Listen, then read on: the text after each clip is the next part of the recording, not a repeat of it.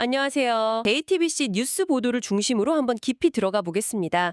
이번에 정부가 발표한 대규모 추가 경정 예산안인데요.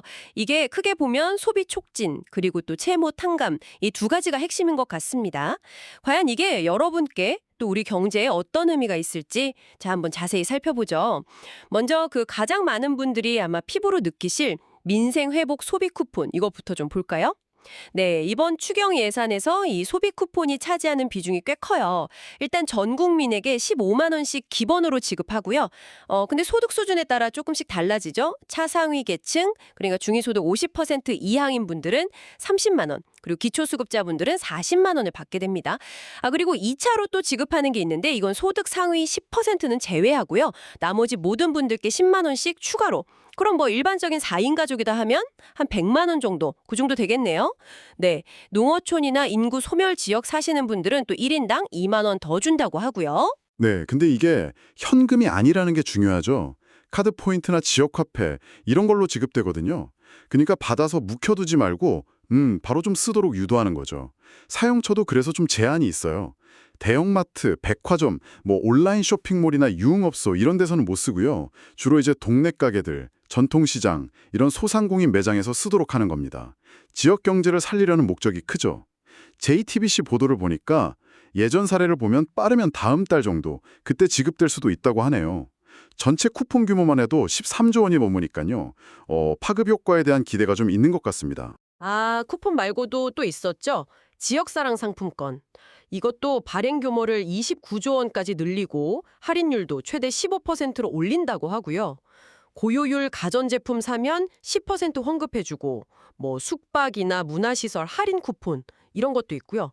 근데요, 제가 자료를 보니까 일부 혜택은 선착순 개념이 적용될 수 있다고 나오던데 이건 좀 그렇지 않나요?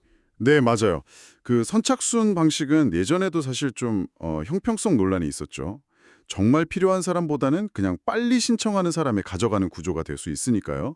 이번에도 아마 비슷한 우려가 제기될 수 있을 것 같습니다.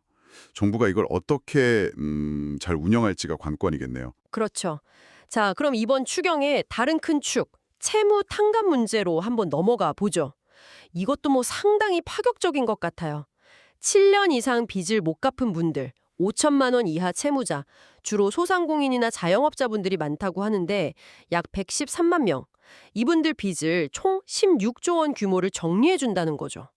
네, 정부 산하기관이죠. 자산관리공사 캠코. 이 캠코가 그 부실채권을 사들여요. 그래서 채무자의 상환 능력을 이제 심사하는 거죠. 정말 갚을 능력이 전혀 없다. 그러면 전액 면제. 조금이라도 갚을 수 있겠다 싶으면 최대 80%까지 원금을 깎아주는 그런 방식입니다. 아무래도 오랫동안 빚 때문에 좀 경제활동이 어려웠던 분들께 다시 시작할 기회를 주자는 취지죠. 특히 이제 코로나19로 타격 입은 자영업자분들을 위해서는 새출발기금이라고 있거든요.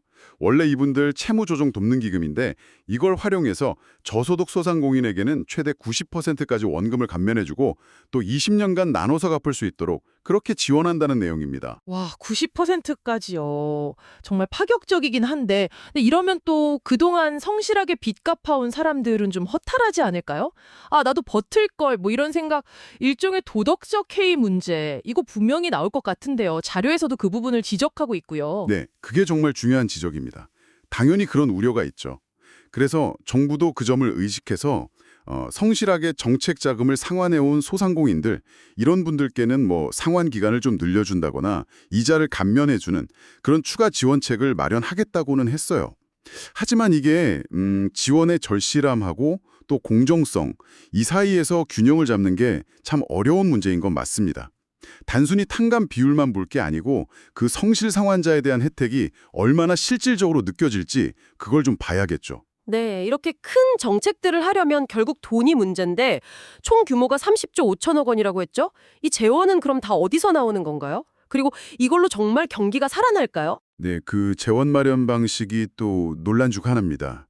이번 추경 재원의 절반 정도, 꽤 많은 부분을 국채 발행으로 충당할 예정이에요. 그러니까 나라 빚을 내서 일단 돈을 푼다는 거죠. 뭐 국내 기관들이 올해 경제 성장률 전망치를 계속 낮춰서 0.8%까지 보고 있잖아요. 상황이 그만큼 심각하다 이런 위기 의식이 깔려 있는 것 같습니다. 그래서 일단 돈이 돌게 해서 연간 한 0.1에서 0.2%포인트 정도 성장률을 좀 끌어올려 보겠다. 이게 정부 기대고요. 하지만 JTBC 분석에서도 지적하듯이 지금 경기 침체가 단순히 소비 문제만은 아니거든요. 산업 동력이 약해졌다거나 인구 구조 문제라던가 이런 복합적인 요인이 있어서 추경 효과가 얼마나 갈지는 좀 지켜봐야 한다는 시각도 있습니다. 또 이전 정부 기조와는 다르게 다시 재정 건전성보다는 확장의 무게를 두는 거라서요. 이게 지금 1,300조 원에 육박하는 국가 채무 부담을 더 키울 수 있다는 우려도 당연히 크고요. 네, 정리를 좀 해보면요. 이번 추경안은 전국민 대상 소비 쿠폰, 또 지역화폐 확대로 단기 소비를 좀 끌어올리고 동시에 장기 연체자들한테는 파격적인 채무 탕감 기회를 줘서 재기를 돕겠다. 뭐 이런 거네요. 하지만 그 과정에서 재원 마련 문제, 또 도덕적 해이 가능성, 그리고 실제 경제 부양 효과에 대한 물음표도 여전히 남아있는 상황이고요. 이 모든 게 결국 여러분의 삶과 우리 경제에 어떤 변화를 가져오게 될까요? 결국에는 단기적인 어떤 경기 부양의 필요성하고 또 장기적으로 봐야 할 재정 건전성, 이 두 가지 어찌 보면 상충될 수 있는 목표 사이에서 굉장히 어려운 줄타기를 하고 있는 모습으로 보입니다. 과연 이 소비 진작 효과가 얼마나 지속될지, 또 부채 탕감이 정말 개인의 재기와 경제 전반의 활력으로 이어질 수 있을지, 이런 부분들을 앞으로 좀 주의 깊게 봐야 할 것 같습니다. 네, 우리 말씀 잘 들었습니다. 마지막으로 여러분께 이런 질문 하나 던져보고 싶네요. 경제가 어려울 때마다 이렇게 정부가 대규모로 지원에 나서는 경험이 반복된다면 장기적으로 봤을 때 사람들의 어떤 경제적인 기대 수준이나 또 개인의 재정적 체감감, 여기에는 과연 어떤 영향을 미치게 될까요? 한 번쯤 곱씹어 볼 만한 질문인 것 같습니다.